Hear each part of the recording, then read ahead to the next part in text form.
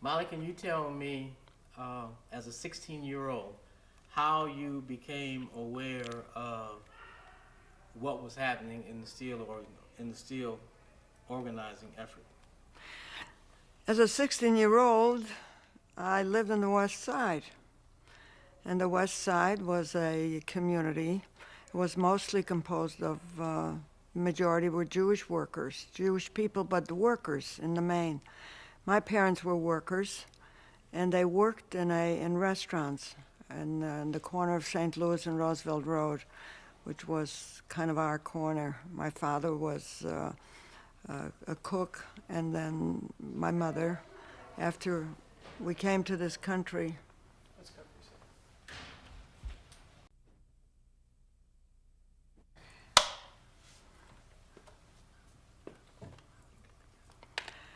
Um, I gather you were interested in why, as a young person, 16 years old, I found myself coming out to the Memorial Day massacre.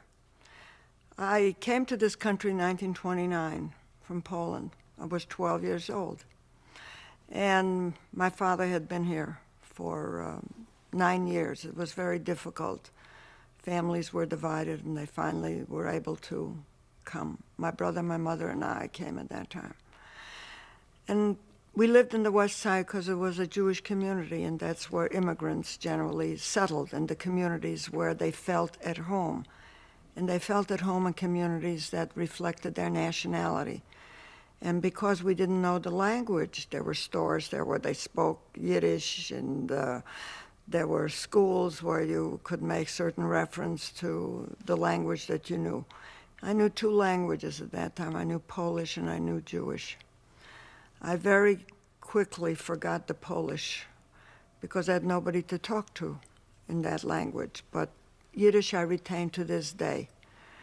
And read, write, and speak, because that's what we used at home. So the West Side was a very friendly place. But I came at a time when the Depression had begun. Very quickly, my father had lost his job, and we were really struggling. And what I observed was turbulence, even though I started school and I had to start in the first grade because I had to learn the language. But I went through the grammar school very quickly in 1 year to just learn the language and then move on. The West Side was really a truly friendly community, and it welcomed people like me, and we weren't ridiculed if we didn't know the language or we mispronounced something. Okay, good. Now, you referred to this turbulence. Can you tell me more about the turbulence that was around? The turbulence took the form of what I noticed. There were certain rallies in the West Side and certain street corners. I didn't understand what they were about, but people would get up on the soapboxes and talk about their problems, either unemployment or bad schools or bad housing or mainly the inability to get work. It was a depression, and that's what affected the lives of everybody. So that there was a fantastic feeling of community. The other thing, at that time, people didn't just live in their houses and lock their doors. People lived in the streets. It was an entirely different atmosphere where people didn't have guns, and they didn't have, just the police had guns. But people didn't have guns, and if you wanted to hit somebody, you did it with your fists. So that when people walked out on the street, they weren't afraid. And in the evenings particularly, it was lovely. People there's a Jewish word that's called spazier. You just kind of walk the streets, and you meet people, and you say hi, and you stop, and then you stop in the ice cream stores, or you stop in a restaurant to get a bite of one type or another. Okay. Now, as you got older, into your teenage years, were you aware of the turbulence and the situation within the steel industry, the fact that these workers were trying to organize steel. If you were aware of that, how so and how did it affect you? Well, what happened is that I wasn't aware of it in a as deep a sense as I was just living in the West Side and learning about it, except that we knew through mainly some of the gatherings that we had. And there was a wonderful institution called the Jewish People's Institute. And we used to gather there, and we'd have a current events club. And we used to discuss some of the issues. And we were aware of the fact that the beginning of the organization of unions was kind of telegraphed to us. And there were a number of very important industries in the West Side. One of the biggest was the farm equipment industry, the harvester, the McCormick and the other plants. And we were aware that they were organizing there. And so that occasionally we would meet people who would tell us, well, they're having difficulty, problems, and we got the inkling that there too, there was not only the opposition of the bosses, which we knew, but that somehow the bosses were always able to get to the police. Now, as recent immigrants, do you know if your parents voted in the 1936 election? No, I do not. No, my parents. My mother was not a citizen. In fact, my mother didn't become a citizen. I don't believe she ever was a citizen. But my father was a citizen, and I don't know if he voted, but I'm sure he probably did, and if he did, he voted for Roosevelt. Were you aware of political activity and organization within within your community? Yes. How so? Well, we became aware of it through what was reflected in newspapers and through people who talked about it. Some of my friends whose parents were involved in one form or another in this industry and that industry, and they would talk about, well, they're trying to organize this industry and they're trying to organize that industry. And so we became aware. And then later on, we formed this current events club at the Jewish People's Institute. They weren't too excited about it. We kind of had to do it a little bit with subterfuge. And then we talked about current events. And it was my introduction, actually, to some of the social issues that were developing. Because when I came to this country, as I said, I had to concentrate on learning the language and going to school. And it was not easy. If people who have not been immigrants cannot possibly appreciate the difficulty it was for an immigrant to adjust in this country. Even though everybody says we're a country of immigrants. Yes, we are a country of immigrants. But the immigrants who came earlier and were able to get a foothold and get established a little bit began to look down on the immigrants that were coming in later.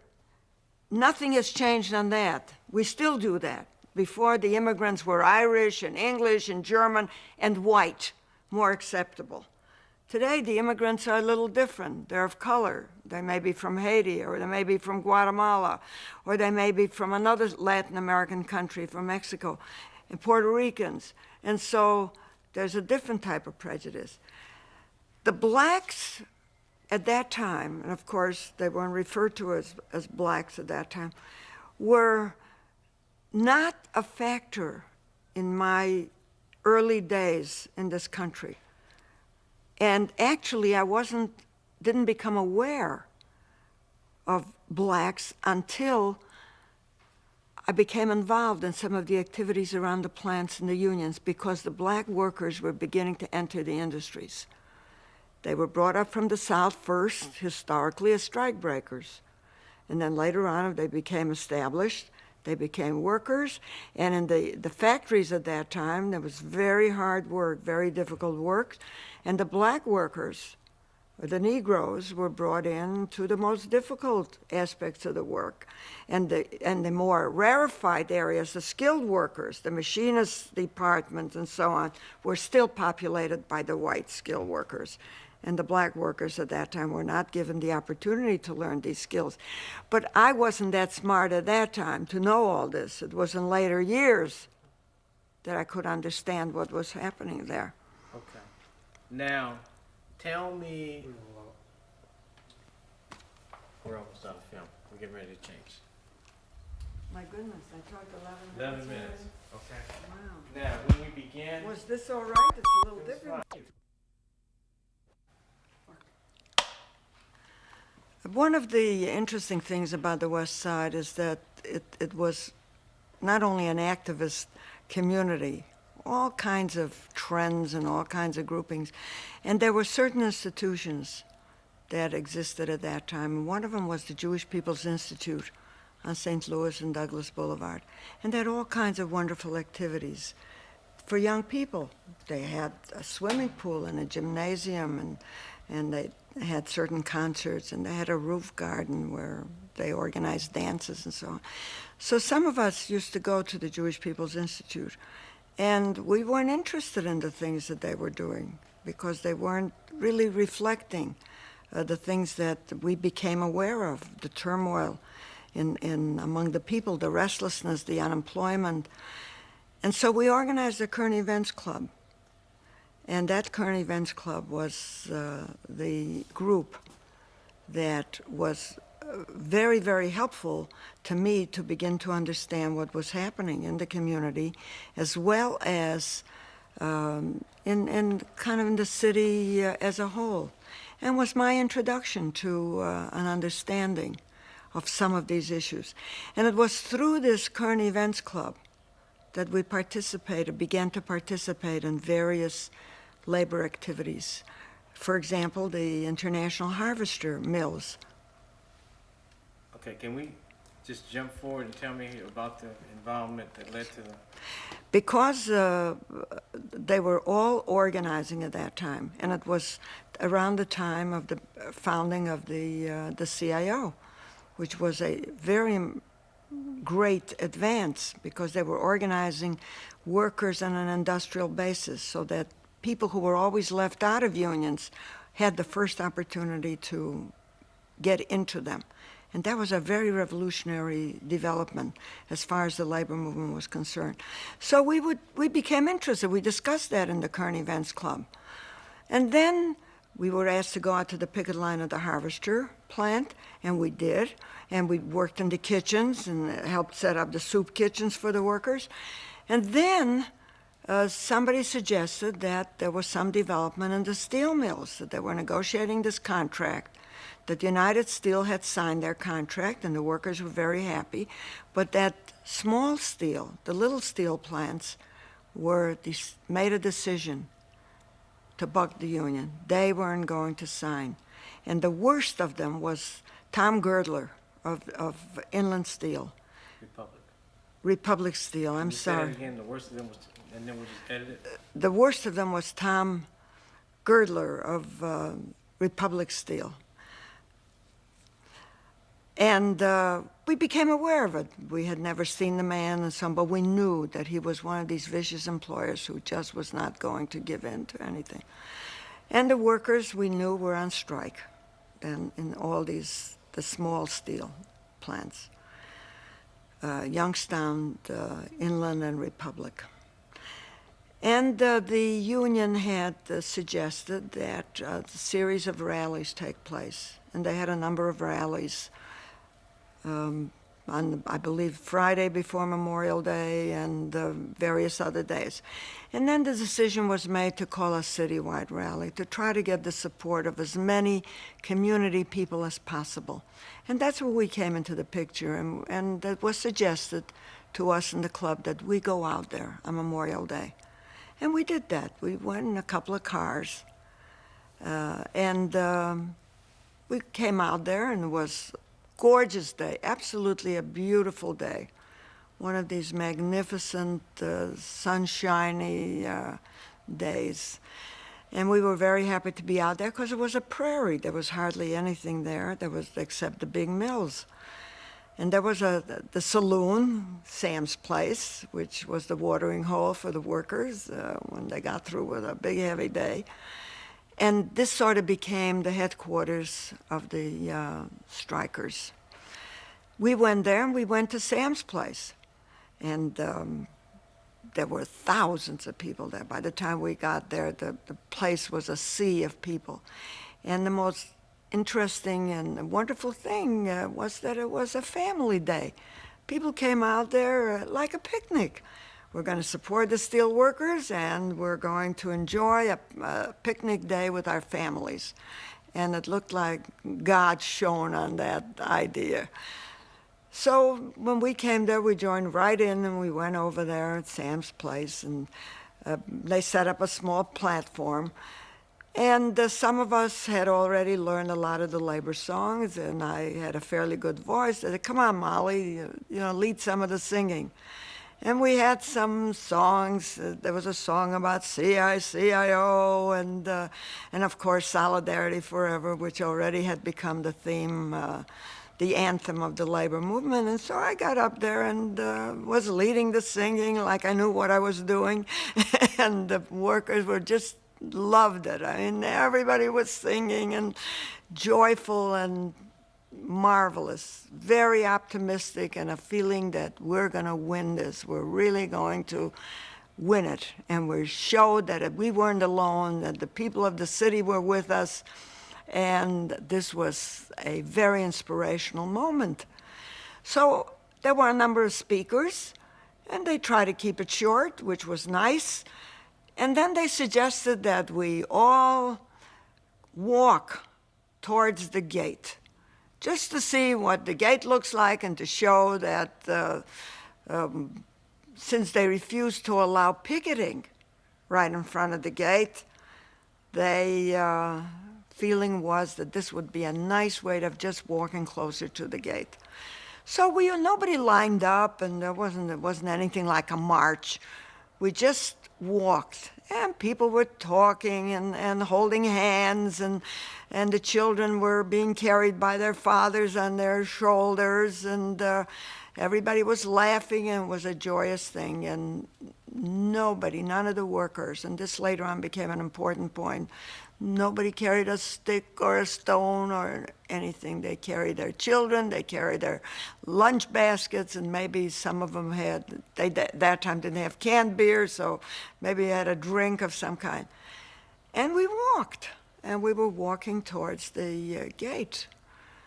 And as we came closer to the mill, the walking slowed a bit.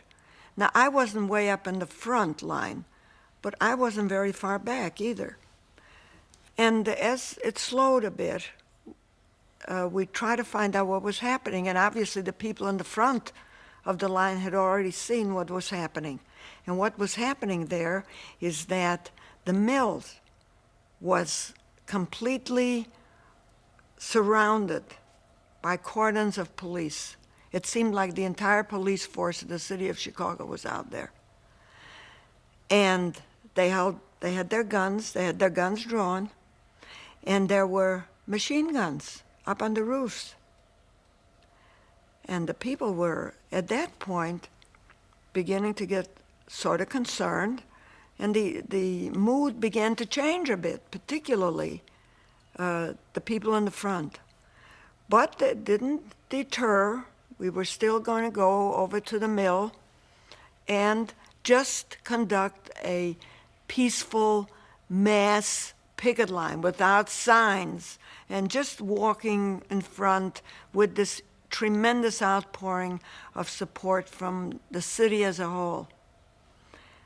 And then, all of a sudden, we heard shots, and the people, there was a bewilderment. They didn't realize what was actually happening. And then pretty soon, we felt that the line, instead of going forward, was walking back, because people began to realize that they were being shot at. and they were trying to move out of the line of fire. I, being not too far, but yet not in the front, as the line was pushing back, I was knocked down. And I wore glasses then, I lost my glasses, and then a whole number of people were piled up on top of me, and I could barely breathe. And I don't know how long the shooting took place, but also there was tear gas. And the tear gas blinded some of us. And also it was very difficult because we began to inhale it, and it began to choke some of us. And what happened is that when the shooting finally stopped and the silence prevailed, people finally began to get on their feet. And when I finally stood up, and total bewilderment, I looked around and I saw a battlefield. Let's roll it out, okay? And then we'll just pick up right there. We have to change. The sound change also, so 5 minutes. That's right.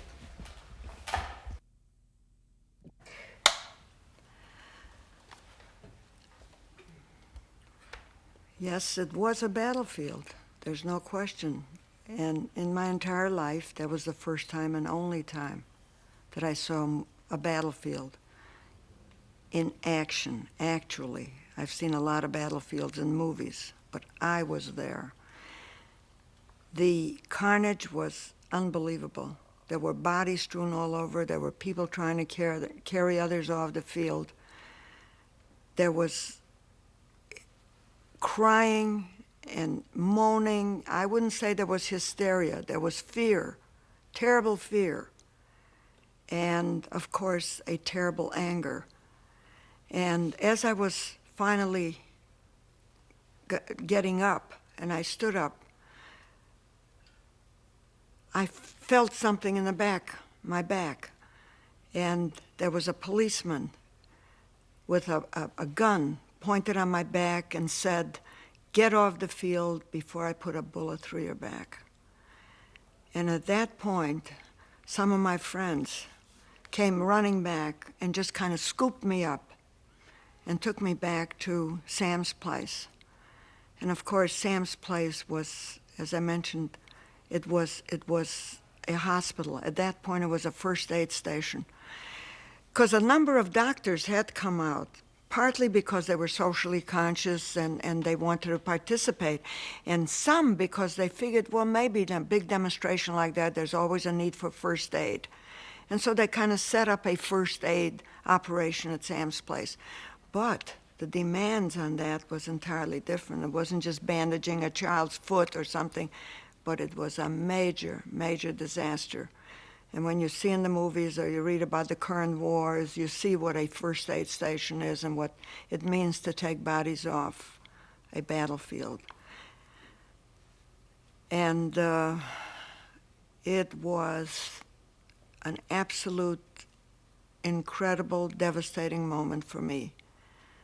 And it was at that time, as a result of that I began to understand what I had been talking about without fully comprehending the difference between bosses and workers, who has the power, and where the state is, which side the state is. And by the state, we mean the police and the army and so on. That's a state. That's what the state is. And they weren't with the workers. And I say this now, but it didn't really begin to be articulated in my own understanding until much later, when I, of course, began to be more involved. But it did establish one thing. I knew which side I was on, and I was on the side of the workers. Now, you had planned to dance for that evening.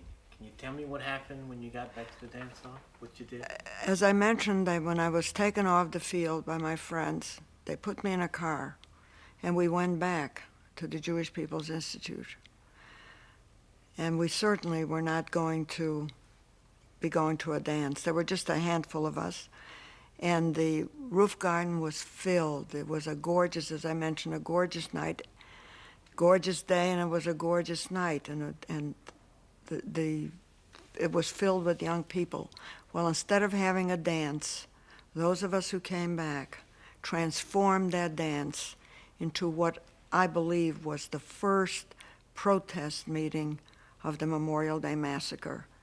And my friends tell me that when I was asked to speak, and I did speak, that they had probably never heard me before or since, because I made a lot of speeches since then, that reflected the feeling and the emotion and the facts about the terrible tragedy that had taken place in South Chicago, to which we were going as observers and participants and bystanders, but not as part of the workers at that time. Can you remember anything in particular that you said within that speech? I think I couldn't remember. This is a time when you wish you had a tape recorder and you could have taken something down, because it's such a historic moment. But basically what I said is what I've just told you. I just came back from a battlefield, and I described what had happened, and I told them in just very simple language what actually took place. And it began, and the importance of it was such that the newspapers, of course, gave a totally different story. They were saying the workers, had clubs and they had stones, and that they actually put the blame of the events on the workers, as though the workers provoked it, instead of telling the truth, that it was the police who were there, and the totally marvelous, friendly, warm solidarity atmosphere that existed, and that it wasn't a march. It was, as I said before, it was like a spazier, the Jewish word of a friendly walk in a gorgeous day. And that's what I expressed to the people. And I must tell you that it must have had a tremendous impact on the people who were listening, because to this day, when I meet some of the people who heard me speak that night, said that they were never so moved and were never so influenced in terms of their attitude towards labor as they were on that night and at that particular moment. Do you remember how you felt and what happened when the real story came out later? When the real story came out, you mean the distorted story? When the distorted stories came out, No, the real story. then the real story, finally, when there was a congressional committee and an investigation, Yes. when some of the facts, then I felt I that, need for you to tell me when the real story came out, because I was sort of in there. I was aware of, after a while, what happened is that for months we were consumed by these events. And even as a young person, and having been there, I followed it. I can't remember exactly what was said and how it was said. There were some distortions, but they couldn't deny. Of course, the mayor then, I believe, was Kelly, if I'm not mistaken.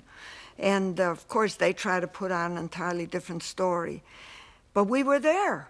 We knew. So whatever distortions took place in the press, it was countered by a number of other reporters and other people who were witnesses, who had influences, and doctors like Dr. Quentin Young and others were able to tell the true story.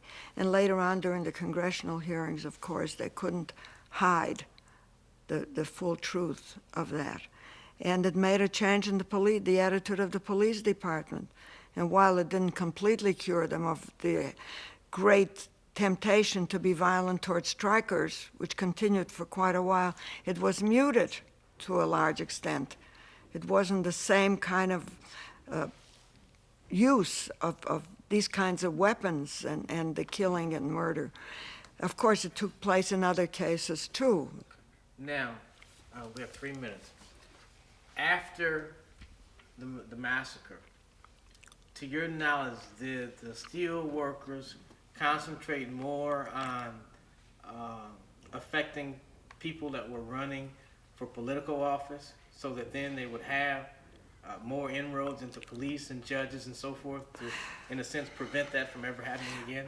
Well, from a political point of view, from what I remember, is that what happened is that the Roosevelt administration was in power, and the workers were very much in support of the Roosevelt administration because you had the enactment of the Wagner Act, which legalized the right to organize. And that was an enormous event, so that I don't remember exactly the statements and the basic position of the entire political movement, but there's no question that many of the congressmen and senators who were elected at that time had to confront this issue and had to take sides and had to take positions. Now, some of them, of course, defended the employers, and many defended, of course, the workers, and the whole movement for the right to organize took on an enormous momentum from that point on. When you think about Tom Girdler, what do you think of? What comes to mind? What comes to mind to me that he was one of those killer employers, that what his main objective was to keep the workers exactly the way he kept them, prior to the attempt of the workers to organize. The lowest possible wages, the lousiest possible conditions, the lack of any kind of a human consideration towards the workers. His main motivation was how to make the most money out of giving the least back to the workers. That was his philosophy, and that over his dead body was he going to allow a union to come in there. And that was the position of a lot of the employers. That's why in many instances there were violent episodes later on with the auto workers around Henry Ford and so on, which we later became aware of. But what happened to me individually is that I began to follow events in the labor movement, even though I was still a student. Later on, after graduation, I became an office worker, and I helped actually organize one of the first unions, the Office Workers Union. We're out. Quick 11 minutes, wasn't it? They go quickly. Okay.